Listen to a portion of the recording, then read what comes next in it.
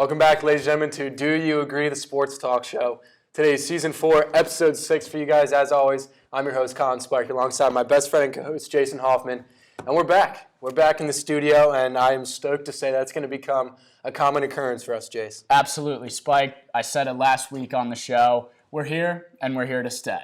It's a beautiful Wednesday in Columbia, South Carolina. First time we can actually say it's a beautiful day in quite some time with all the crappy weather we've been having. But, highlight of the week, hump day, you look forward to this every single week, week in and week out. So let's just do what we do. Every week, highlight of my week, getting to the second half of the week and starting it by doing this. And let's get straight into it. Like you said, unfortunately, there was a breaking story yesterday. Tiger Woods rushed to the hospital after a solo car crash in L.A. Multiple injuries, had to go in for surgery. And this is just something that shocked not just the sports world and the community, but everybody. Absolutely. When you have a guy with the name of Tiger Woods, right, that's not just a sports phenomena. That's a cultural phenomena. So when something like this happens, everybody is going to be put on pause and have their eyes glued to this. So look, before we get into, the specifics and everything, this is not a matter of life or death. He will be okay. Thankfully. Right? Absolutely. However, his car was found completely flipped over and totaled. He was in L.A. County at about 7 a.m.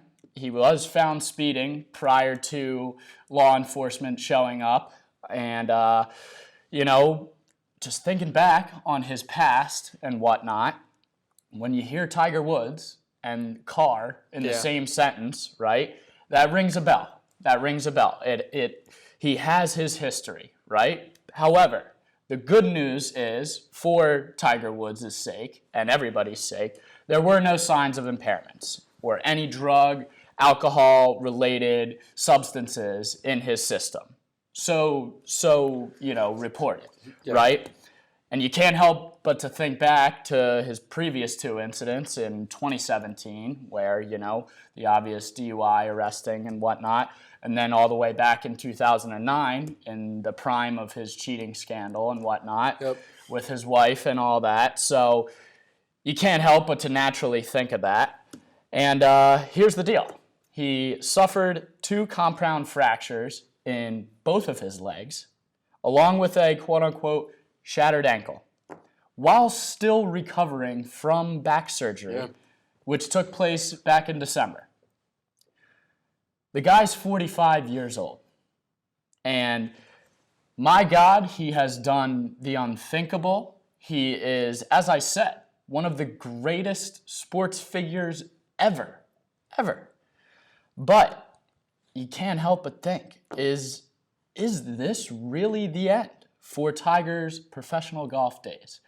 And if it is, this is arguably the saddest day in golf history. Because you got to think, look, Father Time is undefeated. He will never lose.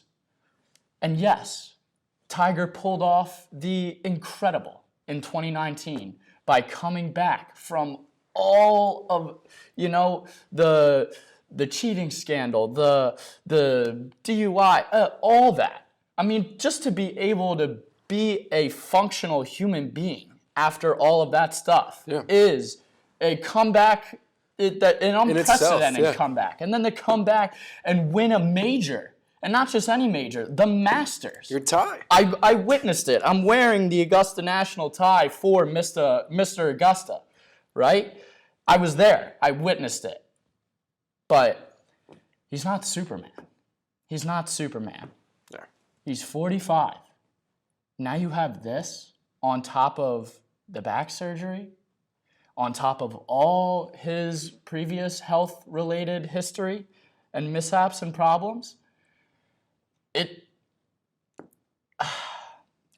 I hate to say it, but I don't think we will see Tiger ever again play professional golf. And it's heart-wrenching. It's one of my favorite athletes ever. It's like Kobe, LeBron, Tiger. Yeah.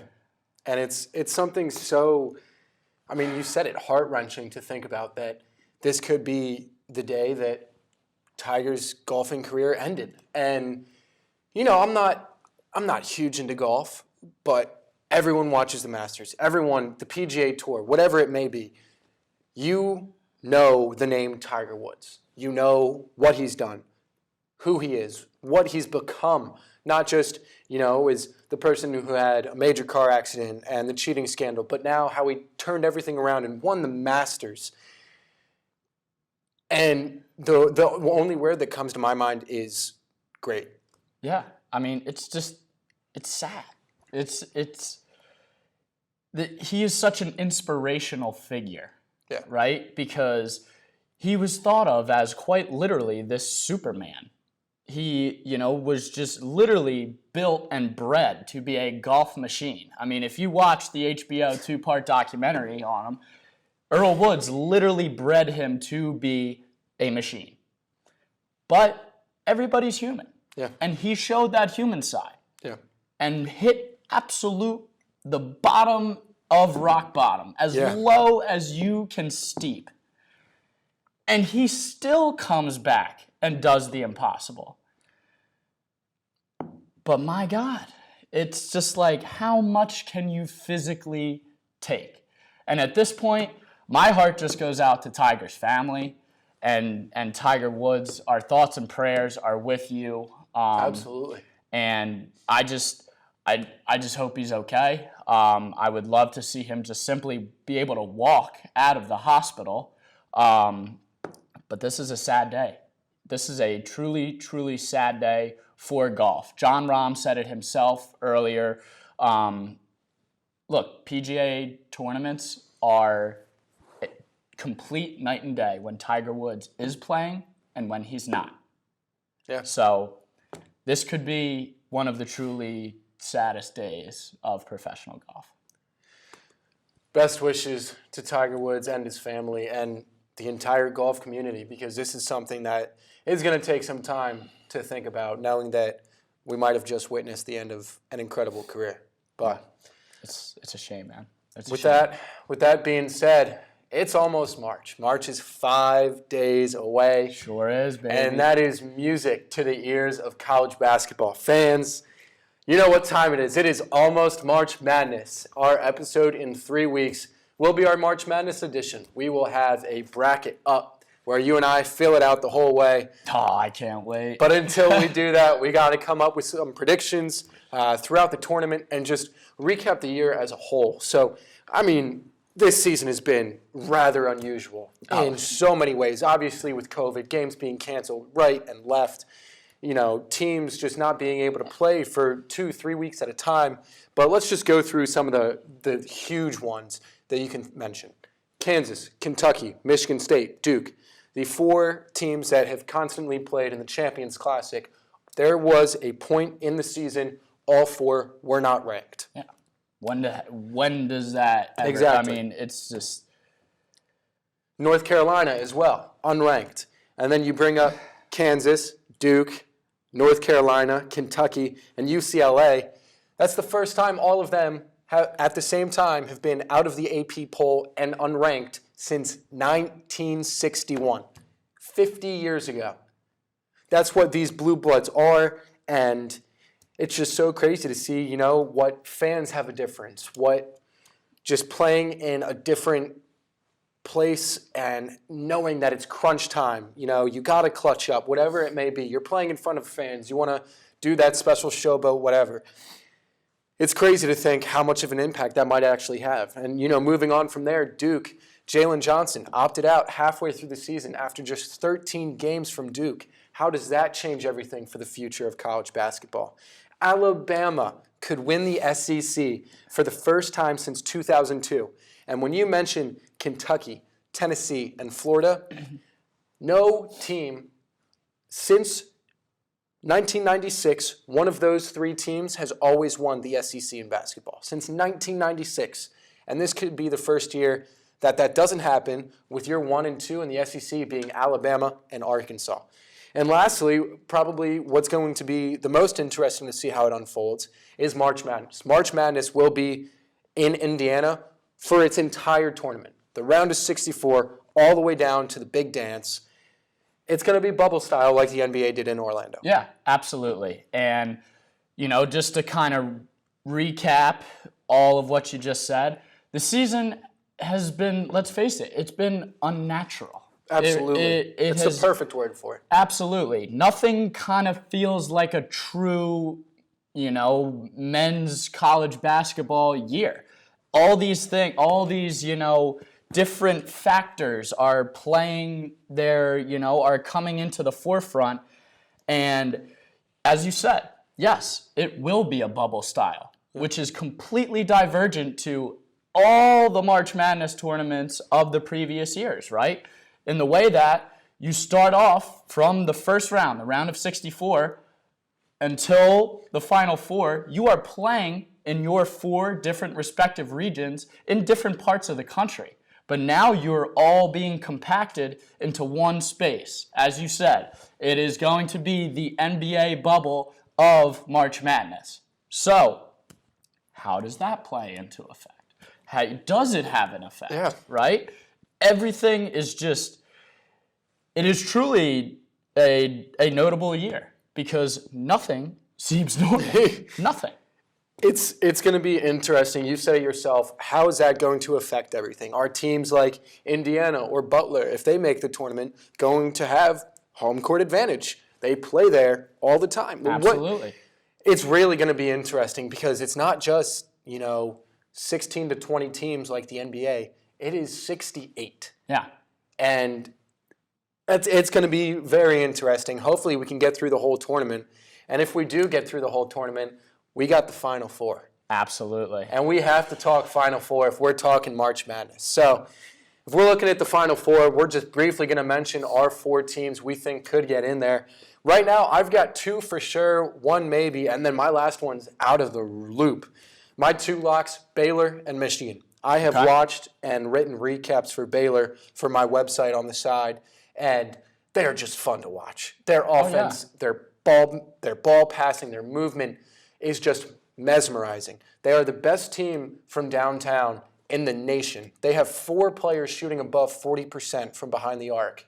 And when their defense needs to turn it on, they turn it on. And it is scary to watch. I am in love with the Baylor Bears, and I think, personally, they're better than Gonzaga.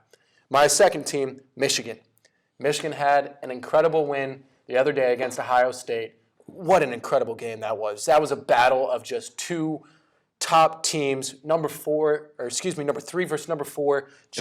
It was an old-fashioned boxing, slug it out till the end. It was awesome, and I was such a fan of that. I was able to catch some of it, and Michigan just looks good.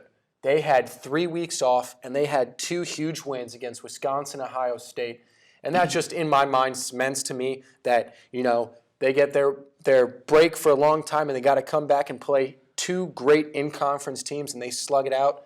I'm a big fan of the Wolverines and Juwan Howard this year. Absolutely. My third team, kind of in the air, the Gonzaga Bulldogs. I know they're undefeated. They've been undefeated. They are on an incredible streak, and they've got great talent, especially Jalen Suggs, who we thought tore his Achilles back in the beginning of the season, and he's still having a great season.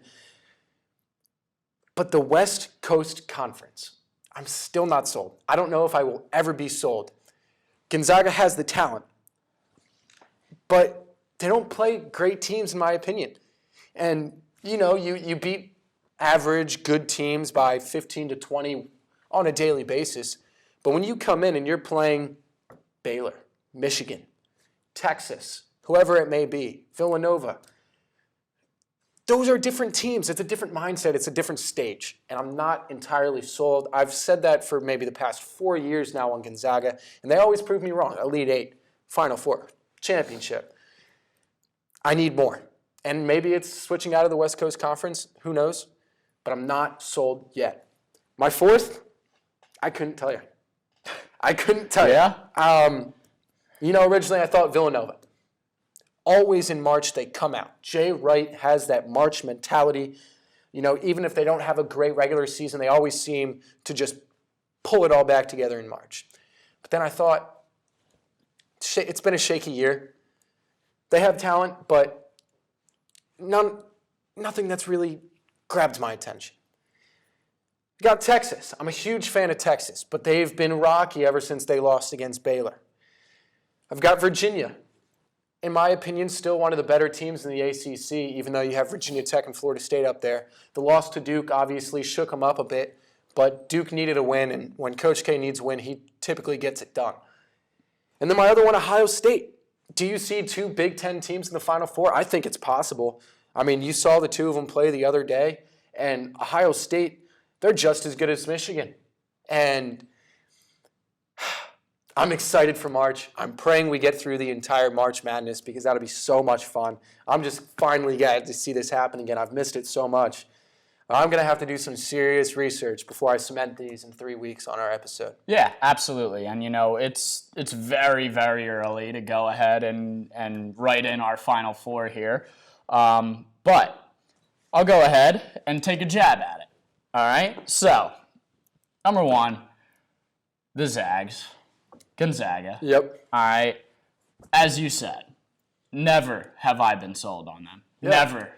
I don't care what their record is. I don't care if they're undefeated. They could be 167-0, and I still don't care because they play in the West Coast Conference, right? Yeah. I have counted them out time and time again.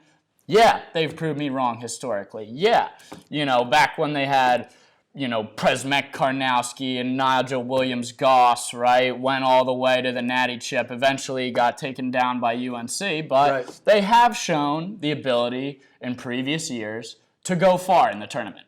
But I'm going to do it again.